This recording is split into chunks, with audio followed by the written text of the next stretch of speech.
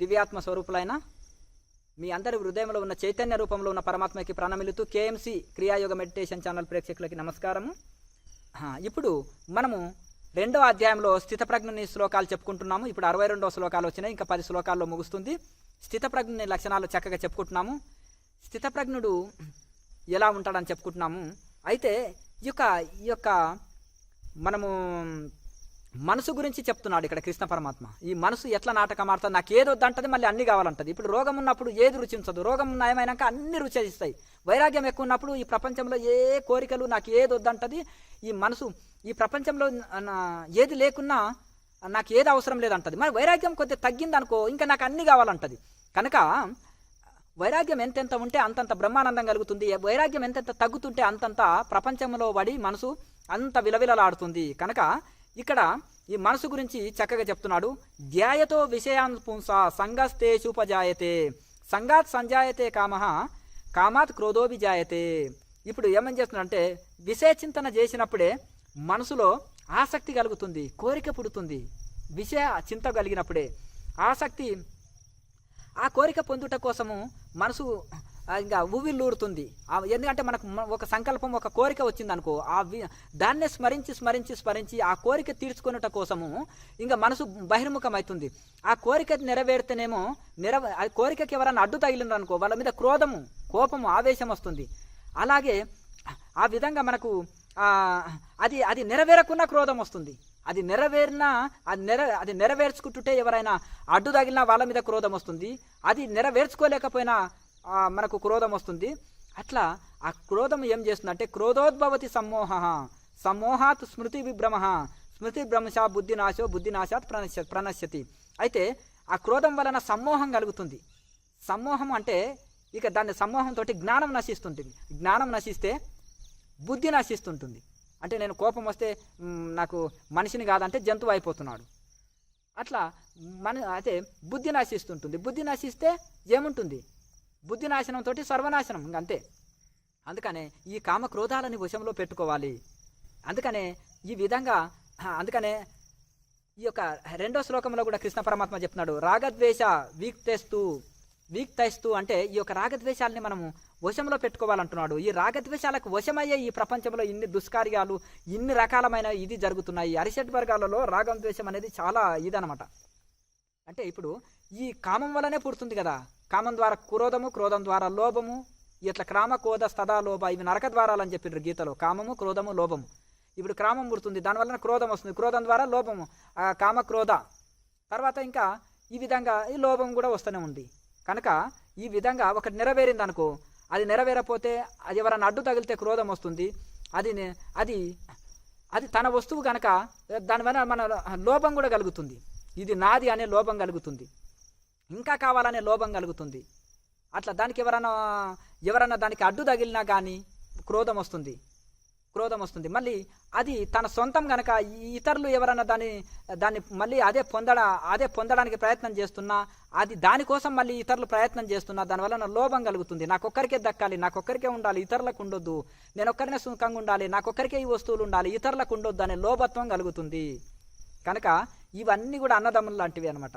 ఈ కామం, క్రోధము, లోభం ఇవన్నీ నరక ద్వారాలని చెప్పబడ్డాయి గీతలో. కనుక ఒకటి ఉంటే ఇంకా రెండోది వస్తూనే ఉంటుంది. సూర్యుడు లేకపోతే చీకటే ఆవరించి ఉంటుంది. జ్ఞానం లేకపోతే ఉండేదంతా అజ్ఞానమే. ఇంకా అజ్ఞానం ఉంటే ఇంకా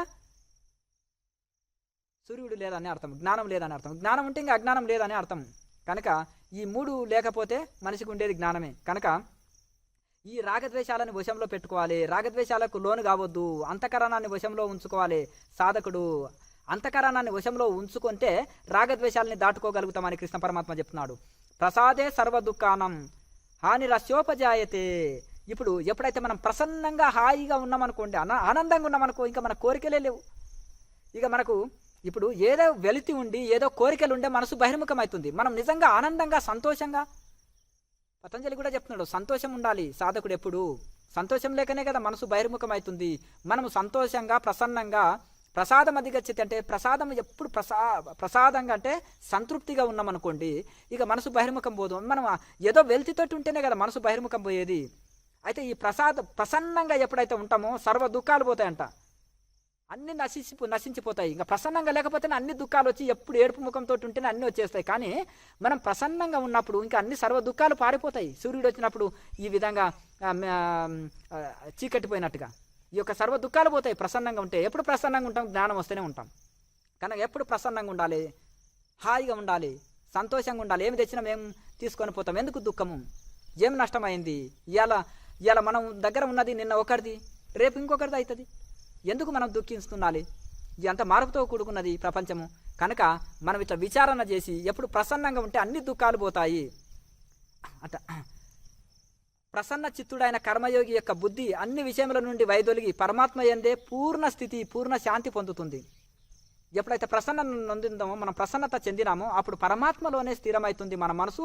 ఆనందంగా బ్రహ్మానందంలో ఓలలాడతాము. మన మనసులో ఏదో వెలితి ఉంటేనే ప్రపంచంలోకి ప్రాకులాడుతుంటుంది, దుఃఖంలో కూరుకొని పోతుంది. అయితే నాస్తి బుద్ధి రయుక్తస్య నచాయుక్తస్య భావన. ఇంద్రియములు మనసు వశమునందు ఉండని వాని యందు నిశ్చల బుద్ధి ఉండదు, చంచల బుద్ధి ఉంటుంది. ఎప్పుడైతే ఇంద్రియాలు మనసు వశంలో ఉంటేనే నిశ్చలం ఉంటుంది.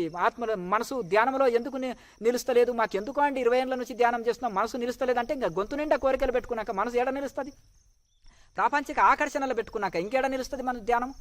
కనుక ఎందుకు అజ్ఞానం చేతనే ఈ కోరికలు పుట్టింది. అజ్ఞానాన్ని సమూలంగా నాశనం చేయాలి, దాని విచారణ చేతనే సాధ్యమవుతుంది. కనుక ఈ విధంగా ఈ అన్ని కోరికలని విడవాలి, మనసు బుద్ధి అహంకారాలని వశంలో పెట్టుకోవాలి. కోరికలు లేకుండా ఋషులందరూ జీవించలేదా? జ్ఞానులు జీవిస్తలేరా? వాళ్ళని ఆదర్శం తీసుకోవాలి. ఆ శాస్త్రాల్లో చెప్పింది, భగవద్గీతలో చెప్పింది వినాలి, ఆచరించాలి. ఎన్ని శాస్త్రాలు చదివినా కూర గరిటల్లో తిరిగినా కానీ నాలుకకే రుచి కదా. ఊరికి ఎన్ని శాస్త్రాలు చదివినా మనసు నిలుస్తలేదు ధ్యానం అని ఊరికే ఎందుకు అంటున్నారంటే విషయ వాసనలు ఉన్నాయి.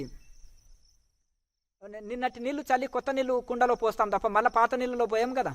అట్లాగే మనము ఈ చిత్తాన్ని యోగ చిత్తవృత్తి నిరోధ, చిత్తవృత్తులు నిరోధాలు కావాలంటే గత సంస్కారాలన్నీ పోవాలంటే యోగం చేయాలి, ధ్యానం చేయాలి. చేసినప్పుడు చిత్తవృత్తులు నిరోధమై పరమాత్మలో మనసు లయమై శాంతి సుఖం పొందుతుంది. ఇంకా బయటిది ఏమీ కోరదనమాట.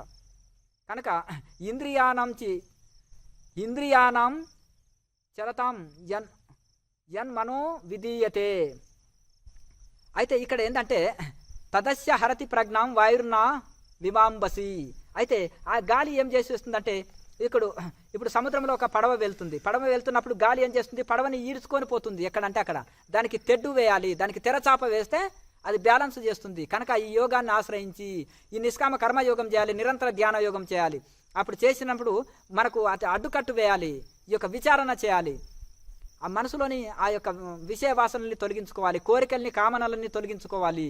తొలగించుకున్నప్పుడే మనసు నిలకడ చెందుతుంది. ఇంకా అది అట్లాగే దారం దిగిన గాలిపటంలాగా దాని మనసును అట్లే విచ్చలవిడిగా వదిలేసినాం అనుకోండి, ఇక పశువుల కాపర లేని పశువులు ఎట్లా అందరి పంట చేలుబడి మేస్తుంటాయి.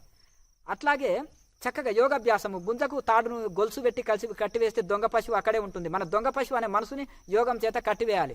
నిష్కామ కర్మయోగం చేయాలి, ప్రతిఫలం కోరకుండా అన్ని కర్మలు చేస్తూ ధ్యాన యోగాన్ని కూడా చేయాలి. అప్పుడే స్థితప్రజ్ఞుడు కాగలుగుతాడు, ఊరికే కాలేడు. కనుక అట్లా ఈ విధంగా స్థితప్రజ్ఞుడి గురించి ఇంద్రియార్థేభ్య తస్య ప్రజ్ఞ ప్రతిష్ఠిత. ఇక చూడండి, ఎవరి ప్రజ్ఞ స్థిరంగా ఉంటుందంటే ఇంద్రియార్థముల నుండి అన్ని విధాలుగా తొలగించాలి. అంటే అవి కళ్ళు, ముక్కు, చెవులు, వీటి విషయాలు ఉన్నాయి కదా. కళ్ళకు చూడడం, చెవులకు వినడం, ముక్కుకు వాసన చూడడం, నాలుకకు రుచి చేయడం, చర్మానికి స్పర్శ చూడడం, ఈ యొక్క ఏవైతే ఉన్నావో శబ్దస్పర్శ రూపరసగంధాలు, వీటి విషయాల నుంచి తొలగించాలంటారు, వైదొలిగించాలి. ఇంకా సమూలంగా తొలగించాలి. మనసుని ఇంద్రియాలని వశంలో పెట్టుకోవాలి. ఆ పెట్టుకొని పరమాత్మ మరి ఊరికే ఉంచొద్దు. మళ్ళీ అది ఊరికే ఉంచితే కుదరదు. మళ్ళీ పరమాత్మలో వాటిని లయం చేయాలి. ఖాళీగా పెట్టవద్దు మనసుని. అంటే అంటారు కదా, సోమరుల యొక్క బుద్ధి మనసు దయాల యొక్క కర్మాగారము అంటారు. దయముల ఇల్లు ఎట్లా ఉంటుంది అట్లాగే సోమరి మనసు కూడా అట్లా ఉంటుంది. కనుక వాటిని నిగ్రహించి వశములో పెట్టుకొని మళ్ళీ పరమాత్మలో లయం చేయాలి. అప్పుడు వాళ్ళ ప్రజ్ఞ స్థిరంగా ఉంటుంది. తస్య ప్రజ్ఞ ప్రతిష్ఠిత, వాళ్ళ ప్రజ్ఞ స్థిరంగా ఉంటుంది అర్జున. కనుక దీన్ని గాలికి వదిలేయద్దు అంటున్నాడు. అపూర్యమాన మచలం ప్రతిష్ట సముద్రమాన ప్రవిశంతి యద్వత్. అయితే ఏ విధంగా ఉంటుందో సమస్త దిశల నుంచి అయితే నదులన్నీ వస్తుంటాయి, అన్ని దిశలకు వెళ్ళి వస్తాయి, వచ్చి సముద్రంలో కలుస్తాయి, సముద్రంలో వికారం కలగకుండానే సముద్రంలో లయమైపోతాయి. అట్లాగే ఈ స్థిత ప్రజ్ఞలోన సమస్తం అంటే కళ్ళు చూస్తుంటాయి, చెవులు వింటుంటాయి, నాలుక రుచి చూస్తుంది, అంటే శబ్దస్పర్శ రూప రసగంధాలు కర్మానుసారంగా అనుభవిస్తున్నప్పటికీ కూడా అతను ఏ వికారం నొందడు. పైగా అవి అన్నీ వచ్చేసి పనులు అన్నీ చేసుకుంటూ కూడా వాటిని అతని వికారంని కలిగించకుండానే ఆ ఇంద్రియాలన్నీ అతనిలో లయమైపోతాయి. నదులన్నీ వెళ్ళి సముద్రానికి వికారం కలిగించకుండా సముద్రంలో లయమై అణిగి ఉన్నట్టుగా ఈ స్థిత ప్రజ్ఞలోన కూడా అన్ని ప్రపంచమైన శబ్దస్పర్శ రూప రసగంధాలు చూడబడ్డది, వినబడ్డది, కనబడ్డది అన్ని ఇంద్రియాలు వాటి పనులు చేస్తున్నప్పటికీ కూడా అవి అన్నీ ఏ వికారం నొందవు. అవి వశంలో ఉంటుంది మనసు, అతనిలో అవన్నీ ఇంద్రియాలు లయమై ఉంటాయి. ఆ జీవనోపాధికి అవి అన్ని ఆ పనులు చేస్తున్నప్పటికీ కూడా అతనిలో లయమై ఉంటాయి. ఆ మనసు వశంలో ఉంటుంది, మనో వికారం కలిగించదు. అతనిలో ఇవన్నీ ఇంద్రియాలు లయమై ఉంటాయి, అతనికి ఏమి ఇబ్బంది కలిగించవు. ఇక ఈ విధంగా స్థితప్రజ్ఞని గురించి ఎన్నో విధాలుగా కృష్ణ పరమాత్మ చక్కగా చెప్తున్నాడు. ఈ విధంగా ఇది చేస్తున్నాడు. ఇంకొకటి ఏం చెప్తున్నాడు అంటే ఏషా బ్రాహ్మిణీ స్థితి ప్రార్థ నయనం ప్రాప్య విముహ్యతి స్థిత్వాశామంతకాలేపి బ్రహ్మ నిర్వాణం ఉచ్యతే. అయితే ఏం చెప్తున్నాడంటే ఇవి చక్కగా అర్జున, అయితే ఎప్పుడైతే మనసు ఇంద్రియాలు అన్నీ లోపల లయం అయిపోయి ఇంకా ఏ మాత్రం గాలి లేని చోట దీపంలాగా నిశ్చలంగా ఉంటాయో అట్టి వాళ్ళే బ్రాహ్మణీ స్థితి అందుకోవడానికి అర్హులు. బ్రాహ్మణీ స్థితి అంటే ఇక్కడ బ్రాహ్మణీ స్థితి అంటే అదేదో అనుకోకండి. నిర్వికల్ప సమాధి అని పతంజలి ఏది చెప్పాడో బ్రాహ్మణీ స్థితి అని కృష్ణ పరమాత్మ చెప్పాడు. కృష్ణ పరమాత్మ గీతలో ఎన్నో పదజాలాలు వినియోగించాడు. కొత్త కొత్త పదజాలాలు అయితే ఒక్కొక్క దానికి ఎన్నో భక్తుడికి, జ్ఞాని, యోగి, సన్యాసి, గుణాతీతుడు, బ్రాహ్మణీ స్థితి, ఇంకా ఎన్నెన్నో స్థితుల గురించి చెప్పాడు. ఇవన్నీ ఒకటే స్థితి కనుక ఈ బ్రాహ్మణీ స్థితి ఎవరు అందుకుంటారంటే మనసు, బుద్ధి, చిత్త, అహంకారం అన్నిటి వశంలో పెట్టుకొని కూర్చున్న దగ్గరనే అన్ని లయం చేసేసి సమస్త కార్యాలు చేస్తున్నప్పటికీ నేనేం చేయలేను అనే స్థితిలో ఉండి చక్కగా నిష్కామకర్మాన్ని చక్కగా చేసి సమత్వ బుద్ధి రూపయోగాన్ని చక్కగా ఆశ్రయించి మనసుని ఇంద్రియాల్ని వశం చేసుకొని మనసుని ఇంద్రియాల్ని వశం చేసుకొని ఖాళీగా ఉంచొద్దు, మళ్ళీ పరమాత్మలో వాటిని లయం చేయాలి. దానికి యోగాన్ని ఆశ్రయించాలి. ప్రాణాయామ అభ్యాసము, ధ్యానాభ్యాసము చేయాలన్నమాట. ఈ పతంజలి భగవద్గీత 2 సమన్వయ గ్రంథాలు. ఇంట్లో థియరీ ప్రాక్టికల్ 2 వస్తాయి. థియరీ ఎక్కువ, ప్రాక్టికల్ తక్కువ ఉంటుంది. కానీ పతంజలి సూత్రాలు ప్రాక్టికల్ ఎక్కువ, థియరీ తక్కువ ఉంటుంది. ఈ 2 సమన్వయ గ్రంథాలు 2 ఉపనిషత్తు సారమే కనుక వీటిని అన్నిటిని వశంలో పెట్టుకొని నిరంతరము ధ్యాన యోగాన్ని ఎప్పుడైతే శీలిస్తుంటున్నామో అప్పుడు మనకు బ్రాహ్మణీ స్థితి అందుకుంటాము. ఈ బ్రాహ్మణీ స్థితి అంత్యకాలంలో అంటే ఇంకా కొన్ని క్షణాల్లో దేహం వదులుతానన్నప్పుడు కానీ ఇంకా కొన్ని రోజుల్లో దేహం వదులుతానా అన్నప్పుడు ఈ బ్రాహ్మణీ స్థితి కలిగినా అతను జీవన్ముక్తుడైతాడు, ముక్తాత్ముడైతాడు. అంటే చనిపోక ముందే ఈ స్థితి కలగాలి. చనిపోయిన తర్వాత వచ్చేది శవం అవుతుంది, సమాధి కాదు కలిగేది. కనుక మరణించుట కంటే ముందే ఈ బ్రాహ్మణీ స్థితి కలిగినా పర్వాలేదు, అప్పుడు వాళ్ళు ముక్తాత్మలే అవుతారు. కనుక ఈ బ్రాహ్మణీ స్థితి అందుకున్న యోగి ఎట్లా ఉంటాడంటే యోగి ఎన్నడు మోహితుడు కాడు, మోహంలో పడడు. అంటే ఇంద్రియాలు మోహింపచేస్తాయి కదా, కళ్ళు, చెవులు, ముక్కు, శబ్దస్పర్శ రూప రసగంధాలు, ఇవన్నీ మోహితుడు కాదు, మోహింపబడడు, దేనికి లొంగడు. కనుక ఇవన్నీ ఆధీనంలో ఉంటాడు, ఎప్పుడు బ్రహ్మానందంలో ఓలలాడతాడు, పూర్ణ శాంతితోటి ఉంటాడు. కనుక ఈ విధంగా చక్కగా మనకు ఈ యొక్క స్థితప్రజ్ఞ లక్షణాలు ఎన్నెన్నో కృష్ణ పరమాత్మ చక్కగా చెప్పాడు. అయితే ఆత్మనేవాత్మనా తుష్ట స్థితప్రజ్ఞ శబ్దోచ్యతే. ఈ అన్ని ఇంద్రియాల ప్రజాతి యదా కామాన్ సర్వాన్ పార్థ మనోగతాన్ ఆత్మనేవాత్మనా తుష్ట స్థితప్రజ్ఞ శబ్దోచ్యతే. కనుక ఈ యొక్క సమస్త ఇంద్రియాలని అన్ని విషయాల నుంచి వైదొలిగించి అన్నిటిలోన అంతర్ముఖం చేసుకొని ఆత్మనేవాత్మనా తుష్ట, ఆత్మలో ఆత్మ ద్వారా సంతృప్తి చెందడమే స్థితప్రజ్ఞ లక్షణాలు. అది అట్లా అనమాట.